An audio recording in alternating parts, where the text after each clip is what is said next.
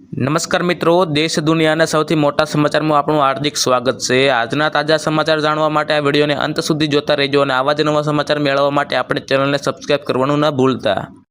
તો મિત્રો, સૌથી પહેલાં વાત કરીએ તો વરસાદ અને ગરમી અંગે મોટી આગાહી।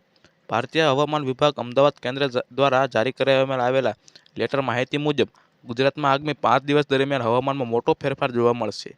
રાજ્યના કેટલાક ભાગોમાં તાપમાનનો પારો 42 ડિગ્રી પાર કરી ગયો છે, ત્યારે હવે આ આકરી ગરમી સાથે ગાજવીજ અને પવન સાથે હળવો વરસાદની પણ આગાહી કરવામાં આવી છે। છેલ્લા 24 કલાકની સ્થિતિ જાણો। ગઈકાલે ગુજરાત, ઉત્તર પ્રદેશ, સૌરાષ્ટ્ર અને કચ્છમાં હવામાન સૂકું રહ્યું હતું, જ્યારે સૌરાષ્ટ્ર અને કચ્છના કેટલાક ભાગોમાં મહત્તમ તાપમાન નોંધપાત્ર વધારો જોવા મળી રહ્યો છે।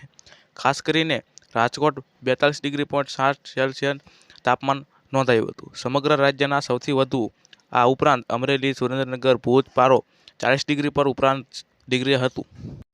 તો બીજી તરફ સૌથી મહત્વના સમાચાર વિશે વાત કરીએ તો ભારતના દુશ્મનોના ટાંટિયા ધ્રુજશે। ભારત જર્મની વચ્ચે $8 અબજનો સબમરીન ડીલ ટૂંક સમયમાં થવા જઈ રહ્યો છે। પ્રોજેક્ટ હેઠળ ભારતમાં સ્થાનિક સ્તરે 6 આધુનિક સબમરીન બનાવવામાં આવશે। એપીઆઈના ટેકનોલોજી અને સુધારેલી સ્ટીલ ક્ષમતાઓને સજ્જ આ સબમરીનને નૌકાદળની તાકાતનો વધારો કરશે, જૂના જહાજો અને અસ્ત્રને દૂર કરશે, તેની મેક ઇન ઇન્ડિયાને પહેલા અને મજબૂત બનાવશે।